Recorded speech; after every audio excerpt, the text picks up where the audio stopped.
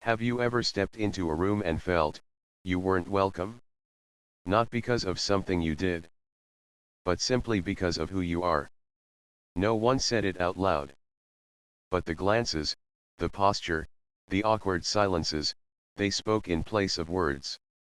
And what if that didn't just happen once, but every single day, in your very own classroom? This is the story of a young girl, one who didn't just reclaim her own voice, but changed an entire system that seemed untouchable. But the most surprising part? The person everyone thought held the most power in the room turned out to be the one who had to bow her head. In the next 40 minutes, you'll witness Black Small Square, a journey through prejudice, not with rage, but with knowledge. Black Small Square, a twist so sharp it will silence not just the classroom, but maybe even you. Black Small Square and True Lessons, about education, justice, and the quiet courage of a young person who refused to stay silent. This is not just Amara's story. It's the story of thousands of students out there. Those who've been left out of the conversation simply for being different. And maybe, at some point, you were one of them. So what happened in that classroom? Let's rewind time, back to that morning, when Amara Lewis stepped into her new classroom, carrying a backpack, a dream, and a heavy silence. That day, Amara Lewis entered a new class with her heart beating faster than usual. Not because she was afraid, but because she already knew, from that very first glance, she would not be treated like the others. She was a transfer student, halfway through the year. Brown-skinned, curly-haired, soft-spoken yet articulate. And when the name Amara Lewis was called from the attendance list, a few students lifted their heads, while others simply glanced past with a cold stare.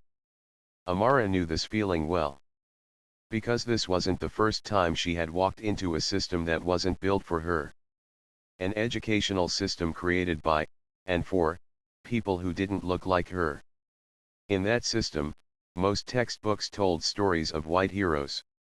In that system, teachers looked students in the eye when asking questions, but passed over her like she was a shadow.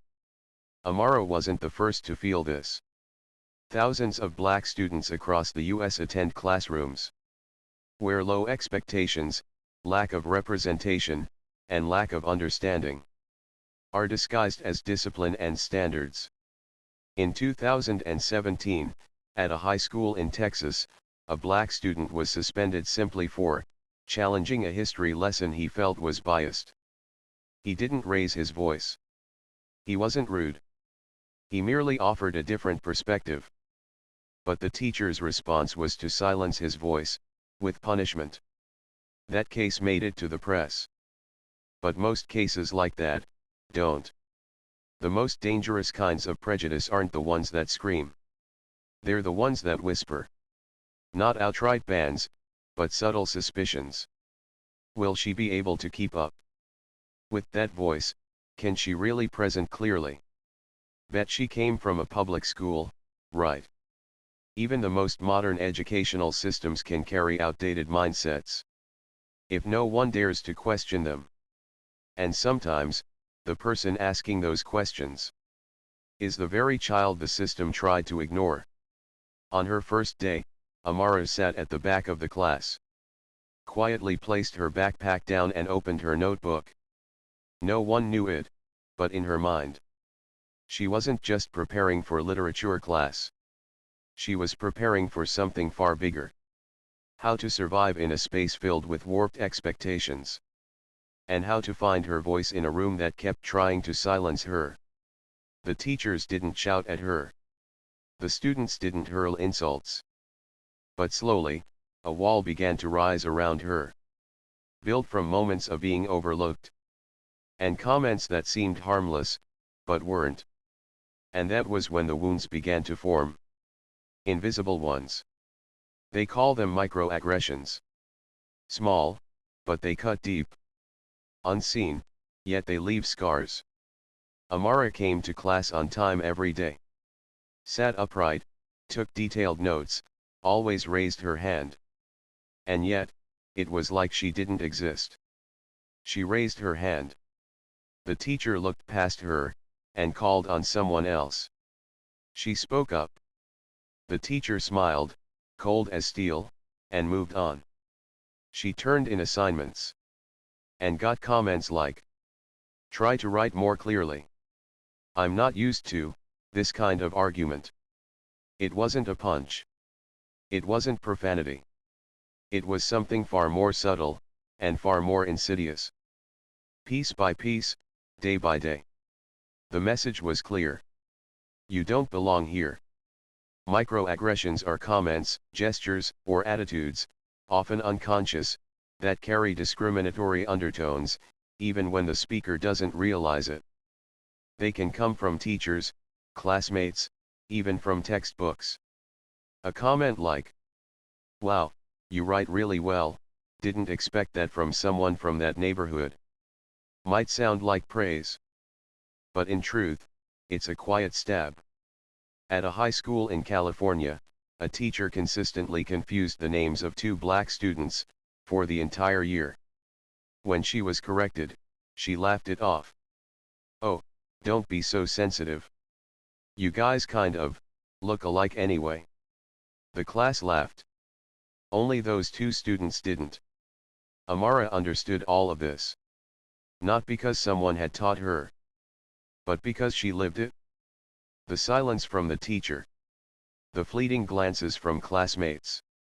The shoulder shrugs followed by, "You're probably just overthinking it." Discrimination doesn't always come from hate. Sometimes it comes from habit. From ignorance. From words that seem harmless but make others feel invisible. And the scariest part is not when people hate you. It's when an entire system doesn't think you deserve to fully exist within it. But Amara didn't crumble. She kept writing. She still raised her hand, even if rarely called on. She studied not just to earn grades, but to prove something to herself. "I'm here. And I have a voice." Then one day, the mask her teacher wore, the one of politeness and professionalism, began to crack. No longer was it just the polite neglect, the cold civility. Now it was direct words. Sharper. Laced with something else. And that's when Amara started to see. The problem wasn't just the system. It was the people running it. At first glance, Ms. Whitman seemed like the perfect teacher. Polite, punctual, clear lectures, never raised her voice. But what Amara soon realized was this. Politeness is not the same as fairness. Ms. Whitman had a unique way of showing disapproval. She never yelled. But she never once offered Amara a genuine smile. She never said, "You're wrong." Instead, she'd insert a line like, "That's an interesting perspective. But we're analyzing literature, not politics." She didn't need to use hateful words. All she needed was to plant doubt. To withhold validation. To turn Amara's presentation into a problem in the classroom. Even when Amara quoted directly from education policy or the author's own words. In education, prejudice in pedagogy doesn't always scream. It hides in who the teacher chooses to call on. Who is interrupted? Who gets praised as insightful? And who is told they are missing the point? These unconscious biases, over time, shape how students see themselves. In 2015, a study at Yale University found preschool teachers, often without realizing, watched black children for negative behavior twice as much as white children, even when both groups behaved the same way. Which means, they saw problems where they expected to see problems. And once they saw them, they acted accordingly. In Ms. Whitman's class, Amara could never be quite right. Black small square when she quoted the author, she was lacking personal analysis. Black small square when she gave personal analysis, she was not objective. Black small square when she stayed silent, she was not participating enough. Black small square when she raised her hand too often, she was disrupting the class. Bias in education doesn't just hurt those left out. It also silently teaches everyone else. This is normal. This is right. And that creates a generation that bows to injustice, simply because they've never been the target of it. Amara knew she couldn't change her teacher overnight. But she could make sure she didn't bend to fit into a mold. She kept studying, kept thinking, kept asking questions, even when the answers were silence. Because deep down, she still believed. She wasn't learning just for grades. She was learning so she'd never believe in the wrong things. And then, an opportunity came. A presentation project on the novel To Kill a Mockingbird. A book Amara knew by heart. For the first time, she was allowed to stand in front of the class and share what she truly thought. But what she didn't know was this. The teacher was also waiting. Not to listen, but to strike. To turn Amara's presentation into a public trial. And that was the moment everything changed. Amara had spent the entire week preparing for that presentation. She reread To Kill a Mockingbird 3 times. Marked every page. Took notes on every quote. She didn't just want to deliver a report. She wanted to share what she believed mattered. This book wasn't just literature. It was a mirror held up to society. And what was happening in this classroom was exactly what the book had warned about over half a century ago. That day, Amara walked up to the front of the class. Her hands trembled slightly, but her voice was steady. Behind her was a carefully arranged board, with quotes, diagrams, and open-ended questions. She began with this. Harper Lee didn't just write about a trial. She wrote about the silence of good people. And the repetition of injustice, when people are afraid to face it. The class fell silent. A few surprised glances. Some encouraging eyes. Only one gaze turned colder, harder. Ms. Whitman, standing in the corner, pen in hand. Her eyes like they were waiting for a misstep. Amara continued. She analyzed how the character Atticus Finch used kindness to confront prejudice. She compared the silence in the courtroom to the silence in the classroom. When a student is treated unfairly and no one speaks up. Then, she concluded, literature doesn't just live in books.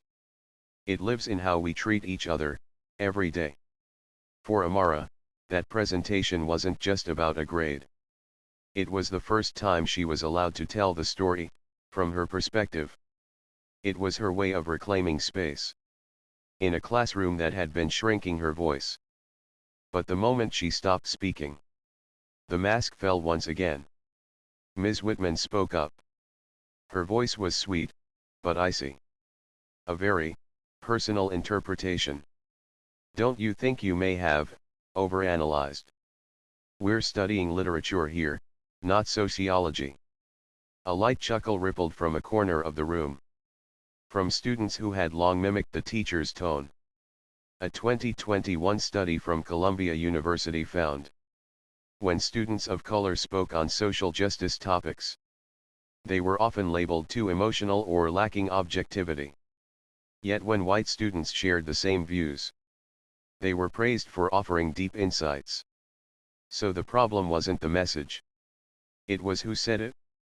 When a student is belittled in front of the class, it's not just their self-esteem that suffers. The entire class learns something, too.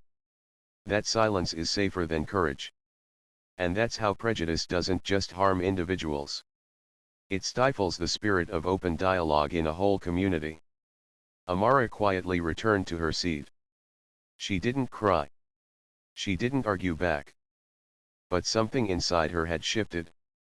Not pain, but determination. That no one else should have to go through the same. That evening, Amara told her father what had happened. She thought he was just a regular parent. She didn't know. He was the one person who could change everything. But sadly, not every system is ready to listen. even when someone in power speaks. That night, after dinner, Amara sat quietly on a wooden chair on the porch. She said nothing.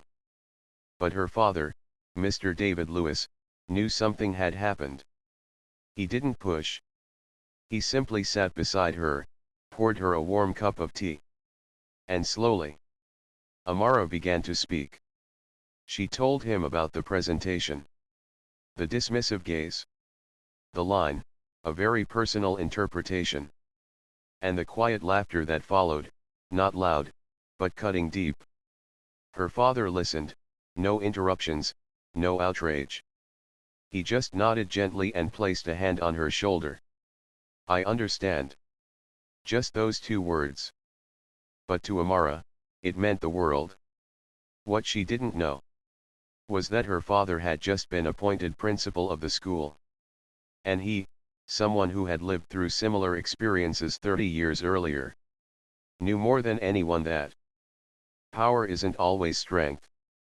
Because sometimes, systems aren't designed to listen, but to protect themselves. In many American schools, there are systems for complaints. Suggestion boxes, counseling offices, formal grievance channels. But students, especially students of color, still often feel unprotected. Why? Because their words don't carry as much weight as a teacher's. Because when they speak up, they're told they're too sensitive, taking it personally, or lacking concrete evidence. In 2019, a Latino student in Florida reported that his teacher constantly mocked his accent. But when his parents complained, the school replied, "We don't see anything wrong. Perhaps the student is just overreacting." The case was only addressed after it hit the media. Meaning, action only happened under external pressure, not from a genuine desire to protect students. Amara didn't file a complaint, didn't send a letter, didn't ask for help. She was too used to thinking, even if I say something, nothing will change. And that was what broke her father's heart the most. When a child believes the system won't protect them, that's not their failure. That's the failure of the adults who gave them no reason to believe. Power should not be used to enforce order. Power should be used to protect justice. The next morning, Mr. David Lewis placed a folder on his desk. Inside was Amara's own written account, composed in her calm, wounded voice. And he knew. That day, he wasn't going to school as a principal. He was going as a father. As an adult with the responsibility to speak up. That morning in class, just as things seemed normal, a knock echoed through the room. 3 short, even knocks. Like a soft but firm announcement. Ms. Whitman frowned, annoyed by the interruption. "Yes, come in," she said, still maintaining a professional tone, though a hint of nervousness slipped in. The door opened, and in walked Principal David Lewis. Gray suit. Calm face. His eyes scanned the classroom, and stopped on Amara. In that brief moment, father and daughter's eyes met. No words were spoken. Just a small nod. But it was enough for Amara to know. She was no longer alone. Ms. Whitman smiled, a smile that seemed victorious. "Oh, Principal Lewis. Right on time. I was just about to ask for a meeting regarding a student named Amara Lewis. She doesn't seem to fit well into our academic environment." She let out a light laugh. As if she already had the upper hand. As if this student was merely a minor issue to be removed, before she disrupted the classroom's quality. And then, the unexpected happened. Principal David Lewis responded gently. "I know her very well. Because Amara is my daughter." The room fell silent. Ms. Whitman froze. Her face shifted from surprise rightward arrow confusion rightward arrow shock rightward arrow fear. She tried to recover. "Oh. I had no idea. If I'd known, I would have treated her differently." Mr. Lewis cut in. His voice was still calm, but sharper. And that's the problem, isn't it? Discrimination isn't just a moral failure. It reveals a system that runs on favoritism, not principles. When a teacher is only kind to students they believe are important, then fairness has no place in that classroom. At a high school in Ohio, in 2020, a student faced discrimination because of his ethnicity. But when his parents, well-known lawyers, got involved, the school immediately handled it internally and shifted their tone. The issue wasn't resolved because it was right or wrong. It was addressed out of fear of consequences. That's not justice. That's the failure of human decency. We shouldn't need power to be treated with respect. Respect is what every student deserves. Simply because they are human. When Principal Lewis walked into that room, it wasn't his title that made Amara worth defending. Amara deserved protection, regardless of who her father was. The class sat in silence. No more chuckles. Only eyes, beginning to realize that something deeply wrong had been happening all along. And now, silence was no longer an option. Ms. Whitman was invited outside for a private conversation. And that meeting, between a father, a principal, and someone now forced to confront her own bias, would reveal one crucial truth. Was she just trying to save face? Or was she truly ready to take responsibility? The meeting room was located at the end of the hallway on the second floor, usually reserved for confidential discussions. That day, it witnessed a conversation no one in the school had ever expected. Ms. Whitman entered the room holding an old lesson plan folder, like a thin shield. She tried to maintain a calm face, but her steps betrayed her. Slower than usual. No longer the confident sound of heels on tile. Principal David Lewis was already seated. Beside him were a printed copy of Amara's speech, classroom notes, and silence. No formal greeting. Just a slight nod, inviting her to sit down. Ms. Whitman, he began, voice composed. I'd like to hear directly from you, what's really going on in your classroom. At first, she responded with her usual defensive tone. I always try to be objective. But she's very sensitive. She seems easily hurt. I just don't think she fits our strict teaching style. Principal Lewis didn't interrupt. He let her speak, until her justifications began to repeat. I didn't mean to. I didn't notice. It's just a misunderstanding. And only then, he asked, softly but directly. So if she wasn't my daughter, how much longer would this have continued? There is a thin line between accountability and damage control. Accountability means truly acknowledging one's mistake, without excuses, and being willing to change, even when no one is watching. Damage control is when you only change to protect your image. In 2018, a high school in Illinois was accused of systematically undervaluing black students. At first, the school held community dialogues, put up banners saying "We hear you." But no one was held responsible. No curriculum was changed. 2 years later, everything returned to how it was. Because they wanted to calm the public, not to create real change. Principal Lewis continued. I'm not here as a father. I'm here as a leader. Wanting to know if the people teaching in this school are willing to learn again. There were no raised voices. No torn report cards. No expelled students. Just one sincere question. Are you willing to reflect? Ms. Whitman bowed her head. And in that moment, for the first time, her silence was not avoidance, but confrontation. People make mistakes. But what matters most is not what they did. It's what they choose to do after realizing it. Education isn't just about helping students grow. Sometimes, it's a chance for adults to grow too. After that meeting, Ms. Whitman left the room, without a word.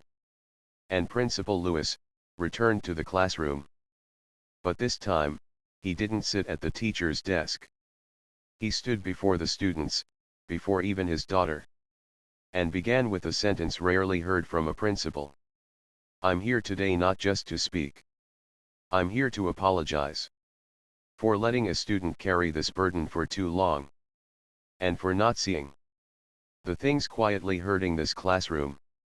And that was when a transformation began. That day, when Principal David Lewis stood before the class, every eye was on him, but not because of his title. It was because his voice felt real.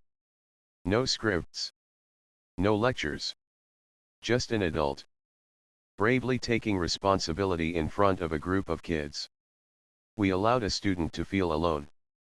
Right here in her own classroom," he said. "And that is something a school must never let happen." Amara sat quietly, her fingers gripping the edge of the desk. She didn't know how to feel. Moved. Embarrassed. Relieved. All she knew was this. For the first time, she no longer felt like a stranger in this room. After that speech, something strange began to happen. Not loud, not sudden. Just a small shift in how people looked at one another. Sarah, the girl who always sat in the front row and had avoided Amara's eyes, walked over quietly that day and whispered, "I'm sorry I stayed silent all this time. I didn't think it was that bad. But now I know. And I'm here if you ever need anything." Not everyone changed overnight. There were still cautious looks, hushed whispers. But one thing was clear. No one laughed when Amara raised her hand anymore. No one turned away when she spoke. And for the first time, she was called on. Without hesitation. Without suspicion.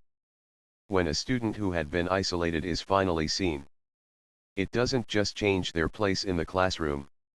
It changes how the classroom operates.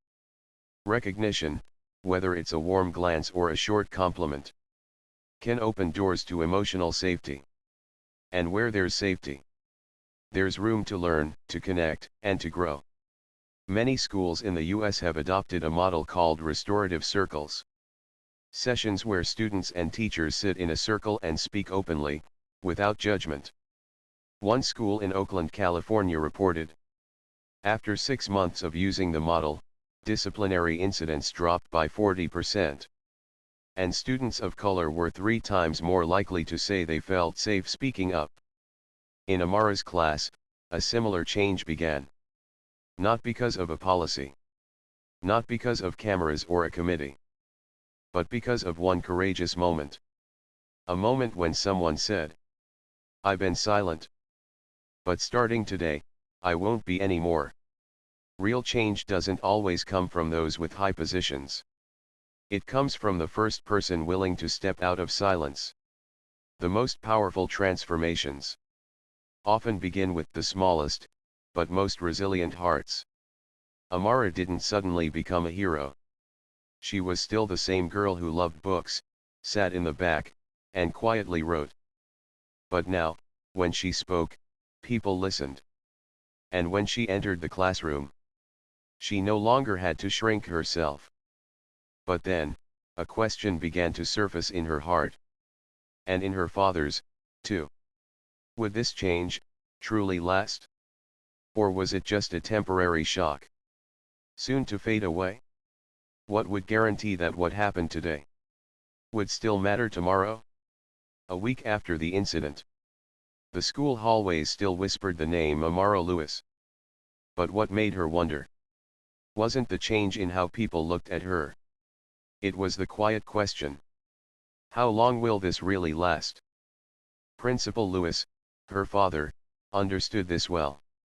He had witnessed too many short-lived earthquakes in the education system. A scandal sparks outrage. An emergency meeting is held. A new banner goes up in the lobby with bold words. "We are committed to fairness and inclusion." But months later, everything quiets down. And silence reigns again. True change in education doesn't come from a single heartfelt speech. It has to be built into the structure, the curriculum, teacher training, feedback systems, and most importantly, the school's culture. Springdale High School in Minnesota once received praise for how quickly it responded when a black student faced discrimination. They organized multicultural seminars, invited guest speakers, announced new inclusion policies. But the next year, an Arab American student was ridiculed in class. And no one spoke up. Because the school had treated the symptoms, but never rebuilt the roots. But at Westfield High, this time, something felt different. Principal Lewis didn't hang banners. Instead, he did three things. He formed a student advisory group to review the curriculum. Amara was one of the first members. He required every teacher to take part in a training on unconscious bias. Not to assign blame, but to open minds. He invited parents from minority backgrounds to share their stories with the entire teaching staff. Not with PowerPoint slides, but with their real voices. If we want sustainable change, it's not enough to just speak up. We must build systems where those voices are never forgotten. Empathy is the beginning. But equity is where empathy survives. Slowly, something remarkable began to happen. Amara's classroom was no longer a place of endurance. It became a space where people listened to understand, not to argue. And for Amara, the most precious thing was this. She was no longer the victim in the story. She had become a guide. At the end of the school year, Principal Lewis was invited to give the graduation speech. But instead of stepping onto the stage himself, he called out another name. Amara Lewis, please come forward. Because today, the most important lesson didn't come from an adult. It came from a student who stood her ground. Amara walked onto the stage. The spotlight lit up her small, but steady shoulders. She looked down at the crowd. At classmates who once turned away, now nodding and smiling. She took a deep breath, and began. I used to think I had to be exceptional to be heard. But it turns out, I just had to be honest. Honest about my experiences. Honest about what I believe is right. And honest about wanting to change something, even if it's just a little. Amara didn't preach. She simply told the story of a student. Once ignored, once doubtful of her own worth. And who once thought, maybe it's easier to stay silent. But because someone dared to listen, she chose to keep speaking. And now, she smiled. I never wanted to be a hero. I just wanted to be someone who doesn't look away when injustice happens. The real question isn't, did you deliver a great lecture? It's, did you truly see every child in your classroom? In school hallways, the smallest decisions, like saying a student's name correctly, praising an idea that goes against the grain, asking gently when you notice a sad look. These are all part of education. And you, even without standing behind a podium, can still be a teacher. A teacher in North Carolina once wrote at the end of the school year. I don't remember any specific lesson from that year. But I still remember the hug my teacher gave me when I cried over a bad grade. That hug is what kept me from dropping out. That was the most valuable lesson of all. And it wasn't in any textbook. You don't need to be perfect to be someone who makes an impact. You just need to be kind at the right moment. And brave long enough. When Amara finished her speech, the entire auditorium stood up. Not because she was the principal's daughter. Not because she won an award. But because they saw themselves in her. Someone who had once been misunderstood. Once felt voiceless. But still chose to step forward and say what needed to be said. And now, the question no longer belonged to Amara. It belonged to you. The one watching, listening, living within some kind of community. When someone is pushed to the margins, what will you do? And if you are the one holding the chalk, what kind of teacher will you become? If you've made it this far, maybe somewhere in this story, you saw yourself. Maybe as a student who was once misunderstood, a father quietly standing behind his child, or simply, someone who never realized that silence could also hurt. If you've ever witnessed a moment like Amara's, or if you've lived through one yourself, share it in the comments. Not to vent, but so we all remember. We are not alone. And if you believe education should be a place where every voice is heard, leave a small sign, a heart, a line that says, I saw myself in this story. Or simply, share this video with someone who needs to hear it. Because maybe, just one share from you, could help a young person hold on to their voice, the way Amara did.